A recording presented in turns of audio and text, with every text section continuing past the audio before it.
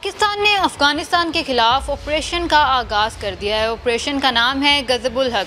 जी हाँ नाज़रीन, पाकिस्तान की आर्मी इस वक्त अफगानिस्तान में घुसकर अफगान तालिबान को ख़त्म कर रही है। पहले अफगान तालिबानों की जानिब से गलती की गई। इन्होंने ये गलती की कि पाक अफगान बॉर्डर्स पर मौजूद पाकिस्तान आर्मी की चौकियों को निशाना बनाया, निशाना बनाने की कोशिश की, जिसका जवाब फिर पाकिस्तान आर्मी ने दिया और भरपूर जवाब दिया। और ऐसा जवाब दिया कि ये बुज़दिल अफगानी अपने बॉर्डर्स छोड़कर, अपनी चौकियां छोड़कर ही भाग गए और अपने बुज़दिल सिपाही उनको भी छोड़कर चले गए। पाकिस्तान आर्मी की जानिब से इनकी बहुत सी चौकियों के ऊपर कब्जा कर लिया गया है और पाकिस्तान आर्मी बहुत सी जगहों से अफगानिस्तान के अंदर दाखिल हो चुकी है।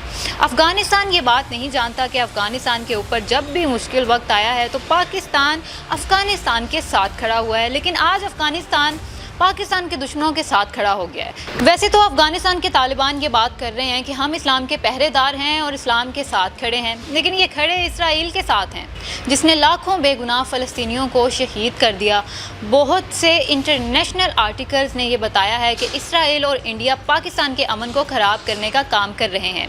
इस वक्त भी इंडिया का प्राइम मिनिस्टर मोदी सरकार जो है वो इसराइल में मौजूद है। अफगानिस्तान ये समझ रहा है कि इंडिया उनके साथ है।